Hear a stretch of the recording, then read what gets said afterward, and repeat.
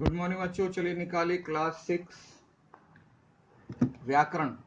बहुत दिनों से लिटरेचर पढ़ रहे, आज व्याकरण पढ़ेंगे हम लोग, है ना। लिटरेचर का उधर लेसन कुछ समाप्त हुआ, आज व्याकरण पढ़ेंगे। और आज का जो टॉपिक है बिल्कुल सस्ता हल्का, है ना। नहीं पढ़ने से भी चलेगा लेकिन दौड़ेगा नहीं, इसलिए आज दौड़ा देते हैं इस लेसन को। चलिए निकाले लेसन नंबर 6 इसके साथ। और हम लोग पिछले में शब्द निर्माण, संधि, समास पढ़ चुके थे। आज है बिल्कुल सस्ता लेसन, बिल्कुल हल्का लेसन, संज्ञा।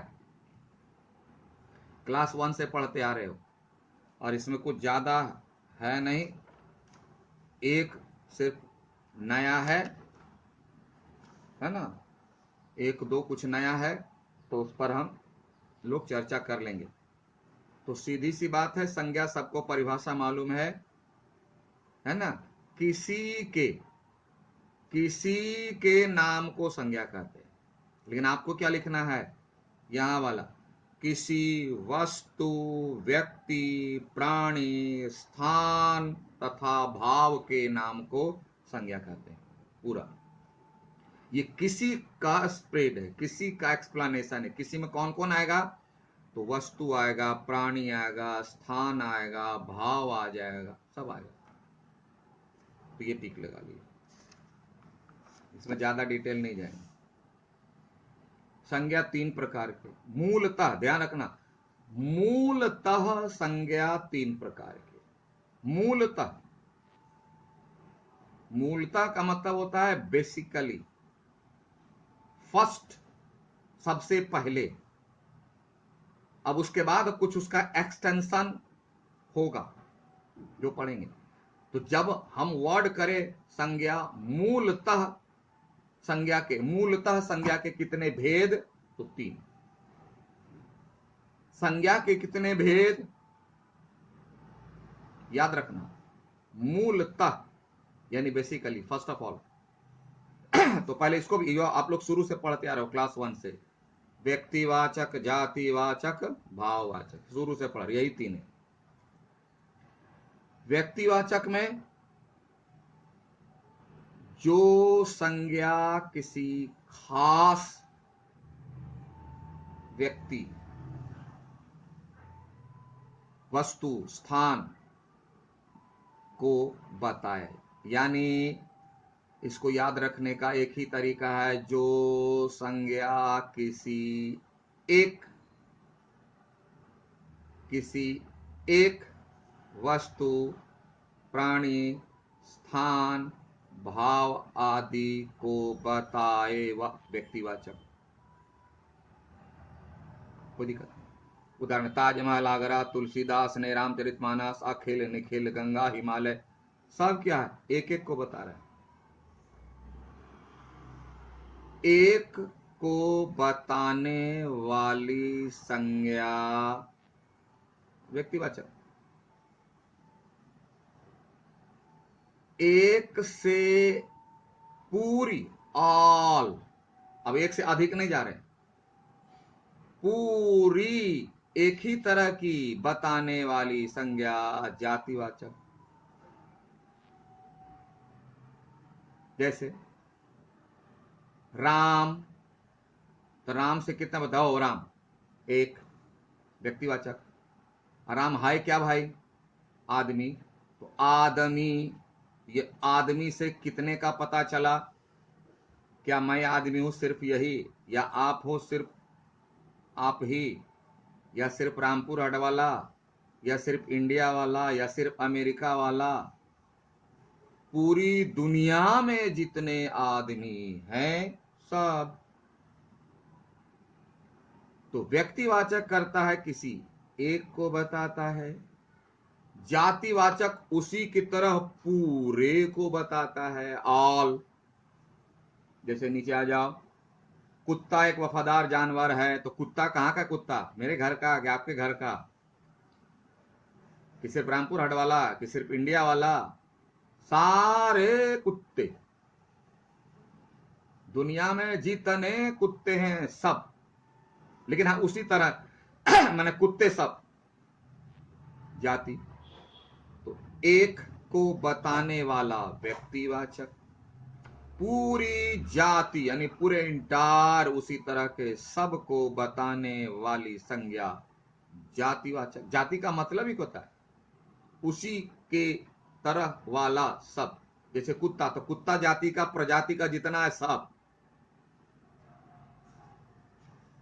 और तीसरा है भाववाचक। भाव मतलब फीलिंग्स, जो हम महसूस कर सकते हैं, इसको बताने वाली संज्ञा, जो फील करते हैं।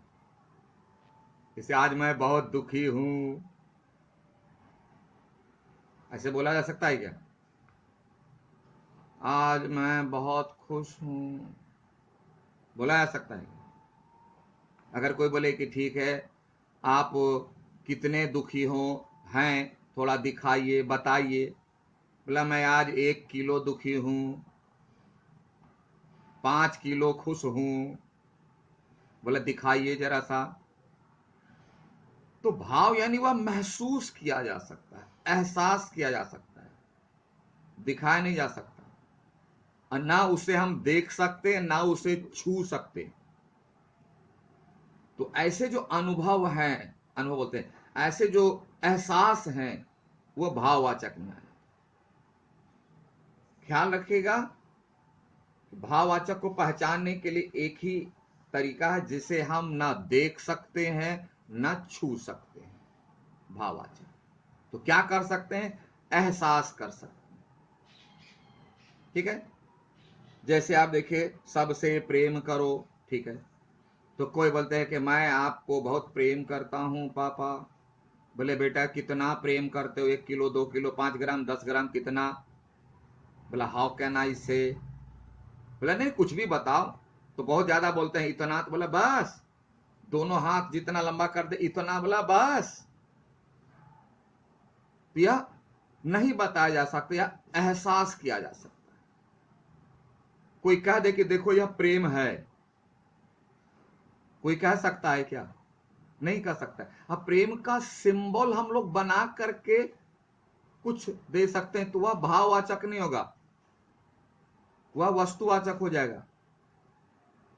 जैसे एक एग्जांपल लेते हैं कि मान लेते हैं आपके मामा जी घर आ गए, बहुत दिनों के बाद आए, और 5 चॉकलेट लाए, 1 रुपया वाला 5 चॉकलेट। बोले लो बेटे ये तुम्हारे लिए गिफ्ट है, बहुत दिनों के बाद आए हैं। कैसा लगेगा? कैसा लगेगा? बोला इतने दिन के बाद 5 चॉकलेट ला 1 रुपया वाला।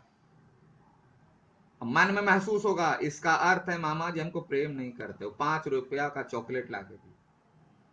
और अगर 5 किलो हंडी मिठाई ला के दे, बहुत खुश। बोले देखो मामा कितने प्यार करते हैं, 5 किलो। मामा इतना क्यों लाया? बोला अरे खाओ। तो इसका हम लोग क्या अर्थ लगाते हैं? मामा हमको ज्यादा प्रेम करते तब नहीं इतना लेते आए।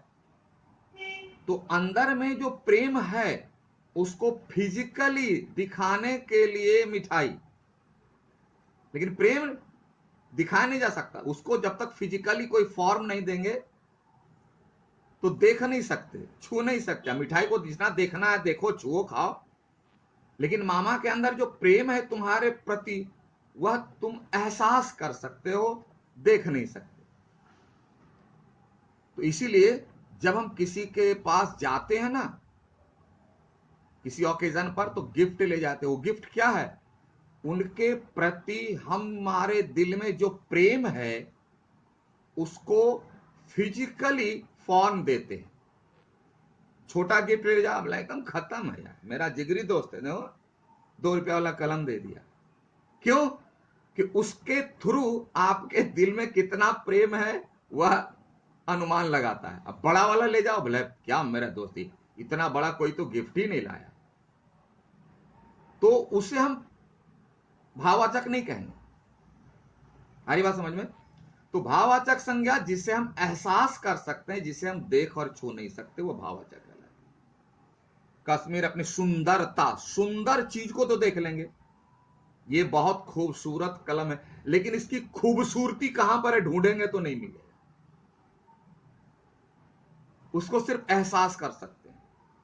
बुढ़ापे में स्वास्थ्य खराब होने लगता है। बुढ़ापे में बूढ़ा व्यक्ति को हम देखते हैं, ये बूढ़े हैं, लेकिन बुढ़ापा कहां पर है जिसके चलते यह इतने बूढ़े हो गए, ढूंढने पर नहीं मिलेगा। वो एहसास किया जा सकता।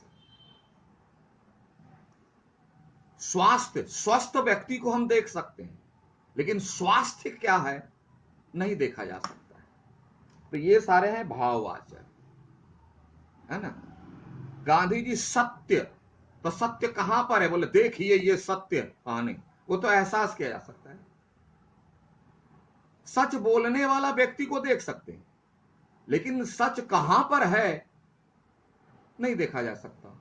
अहिंसा कहां पर है, अहिंसक व्यक्ति को देख सकते हैं, हिंसक व्यक्ति को देख सकते हैं, जानवर को देख सकते हैं, पशु को जो हिंसक है अहिंसक है देख सकते हैं, लेकिन वो हिंसा अहिंसा कहां पर है नहीं देखा जा सकता। तुम कभी मिठाई लाना है, आज ही ले आना, तो देखना मिठाई देखोगे, छुओगे, खाओगे, लेकिन उसमें मिठास कहां पर है नहीं पता चलेगा।